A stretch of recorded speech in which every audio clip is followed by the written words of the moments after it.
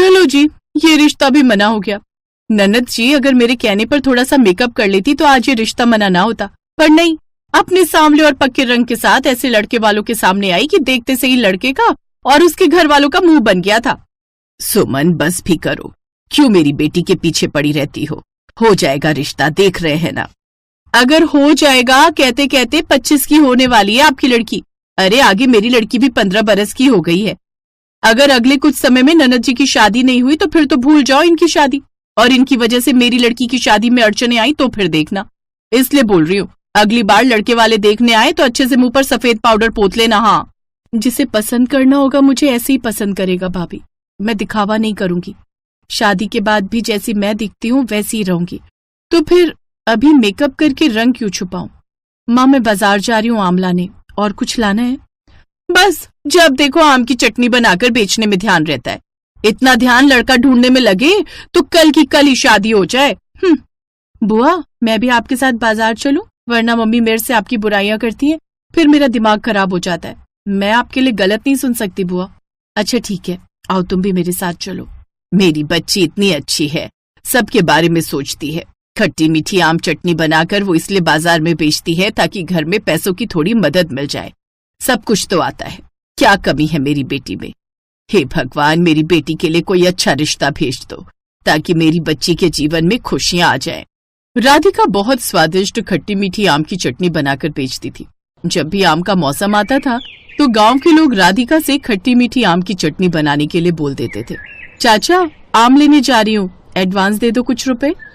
अच्छा राधिका बेटिया, मैं तो कल ही सोच रहा था आम का मौसम आ गया, पर राधिका अभी तक आम की चटनी के बारे में बताने नहीं आई। कितने ग्राहक पूछ गए कि कब तक मिल जाएगी चटनी। ये ले एडवांस रुपए, और ये बताती जा बिटिया कि आम की चटनी कब तक बनकर तैयार हो जाएगी। बस चाचा, जैसे ही बनती है तुरंत दे जाऊंगी। और भी दुकानदार पूछ रहे थे, सबके लिए एक साथ ही बनाती हूँ। आज आम ले आऊंगी, फिर 1-2 दिन में दे जाऊंगी। ठीक है बिटिया। राधिका को आम की चटनी बेचकर इतनी कमाई तो हो ही जाती थी कि वो अपने भाई की मदद कर सके। भैया मुझे आम की चटनी के ऑर्डर मिल गए, जैसे ही पैसे आएंगे मैं आपको दे दूंगी। आप खेती का सामान ले आना। मुझे पता है गर्मी की वजह से हमारी बहुत सारी खेती खराब हो गई, पर आप चिंता मत करो, मैं ज्यादा से ज्यादा ऑर्डर लेने की कोशिश करूंगी। पर राधिका तो अपनी मेहनत के सारे पैसे मुझे दे देगी तो अपनी शादी के लिए कैसे जोड़ेगी? नहीं रहने दे, मैं थोड़ा कर्जा लेकर सामान ले आऊंगा। नहीं, आप कर्जा नहीं लोगे भैया। जब आपकी बहन पैसे दे रही है कि तो किसी और से मांगने की कोई जरूरत नहीं। बस 1-2 दिन में मैं आपको इस ऑर्डर के पैसे दे दूंगी। राधिका की अच्छाई उसकी भाभी को कभी नजर नहीं आती थी। उसे तो बस ये था कि कहीं राधा कुमारी बैठी रही तो आगे चलकर उसकी बेटी की शादी में समस्या आएगी। वर्षा, तुझे कितनी बार कहा है घर के कामों में हाथ बटा दिया कर। ससुराल जाएगी तो ये चटनी बनाने से घर वालों का पेट नहीं भरेगा, और खाना पकाना आना चाहिए। सुबह से तू ये चटनी बनवाने में लगी हुई है, जा थोड़ी रोटियां सेक ले, क्योंकि ये महारानी राधिका तो घर के सारे काम छोड़कर बस आम की चटनी बनाने में लग गई है। अब जब तक आमों का मौसम रहेगा तब तक ये चटनी बनाने में ही लगी रहेगी। अब लड़का देखना भी सब भूल गए। सुमन, राधिका आम की चटनी इसलिए बनाती है ताकि घर में मदद कर सके। अगर उसकी शादी नहीं हो रही तो ये थोड़ी है तुम उसे हमेशा सुनाती रहोगी। ये घर राधिका का है, वो इस घर की बेटी है। नहीं हो रही तो हो जाएगी शादी, पर खबरदार जो आज के बाद मेरी बच्ची को कुछ भी गलत बोला। नहीं करना काम तो तुम मत करो, मैं और राधिका कर लेंगे, पर बिना बात के सुनाओ तो मत।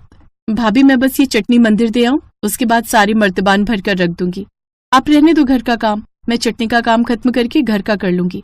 आप माँ के घर हो आओ। मम्मी मैं नानी के घर नहीं जाऊंगी, बुआ पीछे से अकेले इतना काम नहीं कर पाएंगी। नहीं, तू मेरे साथ जाएगी, अकेले नहीं जाऊंगी मैं, सुना? कोई बात नहीं वर्षा, तुम मम्मी के साथ चली जाओ, सारा तो तुमने करवा ही दिया है। वर्षा सुमन के साथ नानी के घर चली गई। इधर राधिका आम की चटनी लेकर मंदिर पहुंची। राधिका का नियम था हर साल जब भी वो आम की चटनी बनाती थी तो सबसे पहले मंदिर के पंडित जी को देती थी। राम राम पंडित जी। राम राम राधिका बिटिया, मैं सोच ही रहा था कि बिटिया रानी मिलने नहीं आई, और पंडिताइन भी तुम्हारे हाथों की खट्टी मीठी चटनी को याद कर रही थी। पंडित जी वही तो लाई हूँ, ये लीजिए। अरे इतना बड़ा मर्तबान, ये तो बहुत सारी है बिटिया। पंडित जी कम से कम कुछ महीने तो चल जाए, इसलिए ज्यादा लाई हूँ, फिर अगले साल बनेगी। अच्छा अच्छा बिटिया, एक काम करता हूं, सबसे पहले भगवान को भोग लगा देता हूं। मैं बस उन्हें भोजन भोग लगाने ही वाला था। देखो तुम्हारे भाग्य कितने अच्छे हैं। सुबह सुबह की पहली थाली में तुम्हारे हाथों की आम की खट्टी मीठी चटनी भगवान को भोग लग रही है।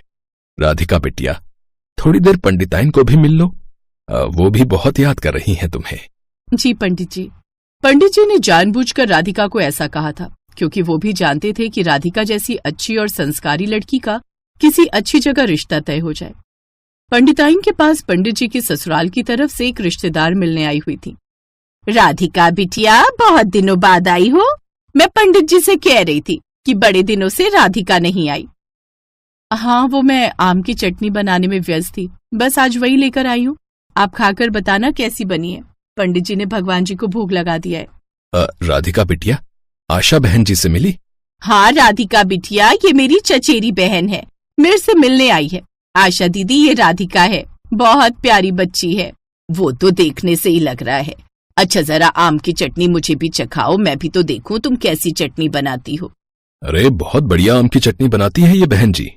हर साल गांव के दुकानदार राधिका से आम की चटनी खरीदते हैं, पर सबसे पहले ये हमें ही देने के लिए आती है। कई सालों से इसका यही नियम है। आशा देवी ने जब आम की चटनी खाई तो वो चटकारे लेती रह गई। बहुत स्वाद आम की चटनी बनाई है बिटिया, खट्टा मीठा बिल्कुल बराबर। और क्या करती हो बिटिया, कुछ बताओ अपने बारे में। बस आंटी जी, घर पर ही रहती हूँ, बाकी जब आम का मौसम आता है तो ये चटनी बनाकर बेचती हूँ। राधिका के लिए लड़का ढूंढ रहे हैं इसके घर वाले, पर अभी तक कहीं बात नहीं बनी। हाँ, बेचारी के सांवले रंग की वजह से सारे रिश्ते मना हो जाते हैं। अरे क्यों भला, सांवला रंग भी अपने आप में बहुत खूबसूरत लगता है। कोई बात नहीं बिटिया, सही समय पर सब कुछ सही होगा, चिंता मत करो। इसके बाद राधिका घर आ गई। राधिका को नहीं पता था कि आशा देवी उसके बारे में क्या विचार करके बैठी है। आशा देवी को राधिका बहुत अच्छी लगी और उन्होंने उसे अपने बेटे मुकेश के लिए पसंद कर लिया। सब कुछ अचानक से हुआ, मानो इस मौसम के आम राधिका के लिए बाहर लेकर आए थे। राधिका का रिश्ता तय भी हो गया और शादी का दिन भी आ गया। राधिका, मैं हमेशा कहती थी कि तुम्हारी शादी हो जाए, तुम अपने घर चली जाओ, पर आज जब तुम अपने ससुराल जाने के लिए तैयार हो तो दिल नहीं कर रहा तुम्हें भेजने का।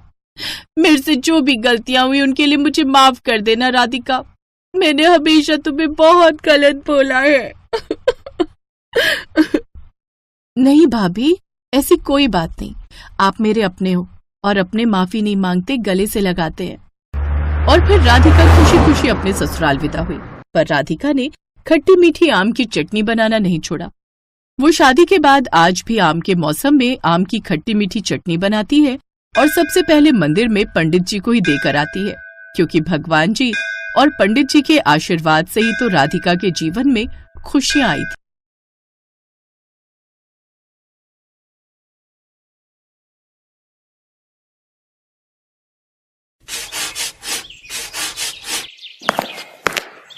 बड़ी जल्दी उठ गया भोला। हाँ माँ, वो काम पे जाना है ना, फिर वहाँ से आने में देरी हो जाती है तो ठेले की सफाई करने का टाइम नहीं मिल पाता है। बस कर भोला, कितनी मेहनत करेगा रे तू। दिन भर मजदूरी करता है और फिर शाम को मोमोज बेचता है। अगर तू बीमार पड़ गया तो? अरे कुछ नहीं होगा मुझे, मैं ढेर सारे पैसे कमाऊंगा ताकि सबसे पहले आपका अच्छे से इलाज करा सकूं और फिर आपको हवाई जहाज में ले जाऊंगा काशी घुमाने। हाँ। अरे हवाई जहाज तो रहने ही दे, कहीं ऐसा ना हो कि हवाई जहाज में उड़ते हुए मेरे प्राण पखेरु ही उड़ जाए। अरे शुभ शुभ बोलो माँ, आपको मुझ पर भरोसा नहीं है क्या? तेरे सिवा इस दुनिया में मेरा है ही कौन। तुझ पर भरोसा नहीं करूंगी तो किस पर करूं? तेरे बाबा तो पहले ही चले गए। भगवान करे कि वो मुझे भी उठा ले ताकि तुझ पर जिम्मेदारियों का बोझ कुछ कम हो। माँ ऐसी बातें मत किया करो। ये कहानी है भोला की, जो एक छोटे से गांव में अपनी माँ सरिता के साथ रहता था। भोला अपनी माँ से बहुत प्यार करता था और उनका बहुत ख्याल रखता। माँ ठेला धो दिया मैंने, जाओ आप नहा लो, मैं झट से खाना बनाता हूँ। नहीं जा, तू नहा ले, मैं बनाती हूँ आज खाना। ना ना ना, डॉक्टर ने आपको काम करने से मना किया था ना। भोला को अपनी माँ की बहुत फिक्र थी। वो पैसे भी कमाता और घर के काम भी करता। दिन भर वो बेचारा ट्रकों में भारी भरकम बोरे चढ़ाता था और फिर शाम को आकर मोमोज बनाता और उन्हें बेचने निकल जाता। माँ मैं जा रहा हूँ, आज रविवार है तो बहुत भीड़ रहती है बाजार में, और पता है रविवार को कमाई भी अच्छी होती है। ठीक है, मगर जल्दी आ जाना। भोले भंडारी से प्रार्थना करो कि सारे मोमोज जल्दी बिक जाएं, तो जल्दी आ जाऊंगा। भोला ने अपना ठेला उठाया और बाजार की तरफ चल दिया। फिर बाजार पहुंचकर भोला ने अपना ठेला जमाया, तभी उसके ठेले पर एक आदमी आया। भाई मोमोज तैयार है क्या? हाँ जी सर, बिल्कुल तैयार है, गर्मा गर्म मोमोज। ठीक है, एक प्लेट लगा दो, और सुनो चटनी एकदम तीखी रखना। जी बिल्कुल, एक बार खाकर तो देखिए। जैसे उस आदमी ने पहला मोमो चटनी के साथ लगाकर खाया। अरे यार, तुम्हें कहा था कि चटनी फुल तीखी रखना। चटनी तो मैंने तीखी रखी है। अरे ऐसे तुम तीखी कहते हो? अरे ऐसे तो मेरा 5 साल का बच्चा ऐसे ही पी जाए। अगर तीखी चटनी नहीं है तो बंद कर दो अपना ये ठेला। वो आदमी बचे हुए मोमोज वहीं कूड़ेदान में फेंक कर चला गया। इस बात से बेचारा भोला बहुत दुखी हुआ। थोड़ी ही देर बाद एक औरत उसके पास आई। भैया, एक प्लेट मोमोज लगा दो, और भैया चटनी फुल तीखी रखना, ठीक है? जी मैडम।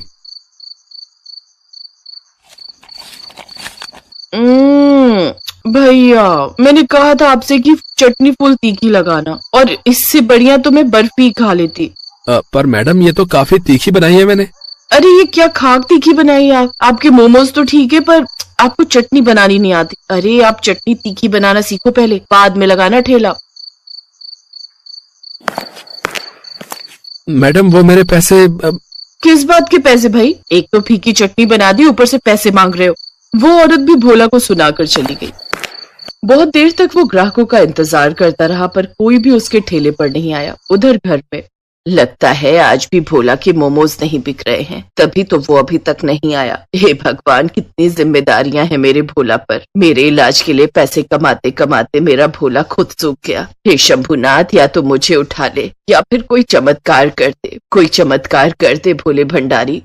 उधर बाजार में भोला अपने ठेले पर उदास बैठा था और मन ही मन सोच रहा था। ऐसे तो मुझे फायदा होने की बजाय नुकसान होता जाएगा। कमाई कुछ हो नहीं रही, और फिर कल के लिए मैदा भी लेना है, सब्जियां भी लेनी है, और माँ की दवाइयां भी खत्म होने को आ गई। क्या करूं अब मैं? भोला ये सब सोच ही रहा था कि तभी उसके ठेले पर एक बहुत ही सुंदर सी लड़की आई। हालांकि उसके कपड़े बहुत पुराने और मैले से थे। सुनिए, मुझे बहुत भूख लगी है, सुबह से मैंने कुछ नहीं खाया, मुझे थोड़े से मोमरिका दे दो ना। है क्या? मोमरिका? देखिए यहाँ मोमरिका नहीं मिलते हैं। झूठ बोल रहे हैं आप, ये रखे तो है इतने सारे। अरे ये तो मोमोज है।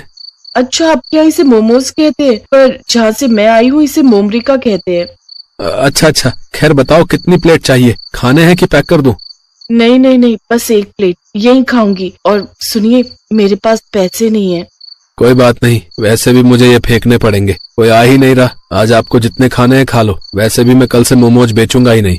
काशवी ने मोमोज की प्लेट हाथ में ले ली, और जैसे ही उसने पहला मोमोज लाल चटनी के साथ लगाकर खाया। क्या हुआ? चटनी तीखी नहीं है ना? पता है मुझे, सब यही सुनाकर गए हैं मुझे। अरे पूरी तीखी कर रखी है मैंने, पर लोगों को तो चटनी में आग चाहिए, आग। मेरी तो समझ में नहीं आता कि बाकी दुकानदार अपनी चटनी में तेजाब डालते हैं क्या? मुझे आप वो मारीची दिखाएंगे जो आप चटनी में डालते हैं? क्या मारीची? ये क्या होता है? होता नहीं, होती है वो हरी हरी जो सूख कर लाल हो जाती है। अरे जो चटनी में पड़ती है। पता नहीं कहाँ से आई हो तुम मोमोज को मोमरिका कहती हो और मिर्च को मारीची कहती हो। खैर, और खाओगी? हाँ, चटनी इतनी भी बुरी नहीं है, एक प्लेट और दे दो ना।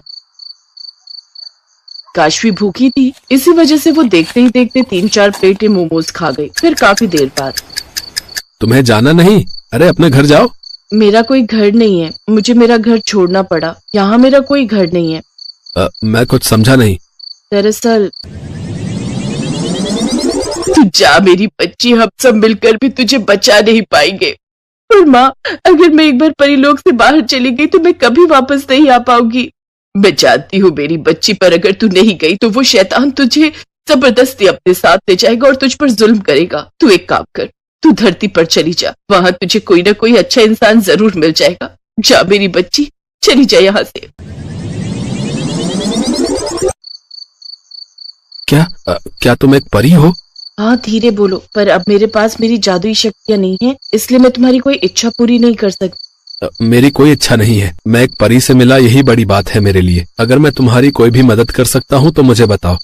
तुम वाकई बहुत अच्छे इंसान हो। इच्छा मांगने की बजाय तुम मेरी मदद करना चाहते हो। अगर ऐसा ही है तो मुझे कुछ दिनों के लिए आसरा दे दो, मैं फिर कहीं ना कहीं अपना ठिकाना ढूंढकर चली जाऊंगी। ठीक है, तुम मेरे घर चल सकती हो और चिंता मत करो, मेरे साथ मेरी माँ भी रहती है। काशवी भोला के साथ उसके घर चली गई और फिर भोला ने अपनी माँ को सारी बात बता दी। तूने ठीक ही किया भोला, जवान लड़की अकेले कहाँ जाएगी। काशवी भोला और उसकी माँ सरिता का स्वभाव देखकर बहुत खुश थे। फिर उसी रात वो चुपचाप उठी और उसने अपने जादू से भोला के आंगन में मिर्च का एक पेड़ लगा दिया और देखते ही देखते उसमें चमकदार और सुर्ख लाल मिर्च निकल आई। फिर वो सरिता के पास गई और उसके माथे पर प्यार से हाथ फिराकर वहां से चली गई। फिर सुबह के वक्त, अरे ये क्या, मैं तो बिल्कुल ठीक हो गई। अब ना तो कोई कमजोरी है और ना ही कोई दर्द। सच में माँ? हाँ भोला, पर ये कैसा जादू है। और वो देख, ये मिर्च का पेड़ यहाँ कैसे आया। हो ना हो ये जरूर मारीची का पेड़ है। माँ, ये सब काशवी ने किया है। हाँ बेटा, उसी की कृपा है। जा भोला और उसे कहीं से भी ढूंढ कर ला। इतना सुनते ही भोला घर से बाजार की तरफ भागा। थोड़ी देर बाद उसे काशवी एक पेड़ के नीचे बैठी दिखाई दी। ये सारा जादू तुमने किया है ना? पर तुमने तो कहा था कि तुम जादू नहीं कर सकती। मैंने तुम्हारी परीक्षा ली थी और तुम उस परीक्षा में पास हो गए। अच्छा, एक और एहसान करोगी मुझ पर? नहीं, मेरा जादू खत्म हो गया। मुझे तुम्हारा जादू नहीं बल्कि तुम्हारा साथ चाहिए, हमेशा हमेशा के लिए। बोलो, शादी करोगी इस मोमो वाले से? भोला की बात सुनकर काशवी शर्मा गई। कुछ दिनों बाद दोनों ने शादी कर ली। अब काशवी अपनी जादुई मिर्च से मोमोज की लाल चटनी बनाती और भोला मोमोज। और फिर एक दिन,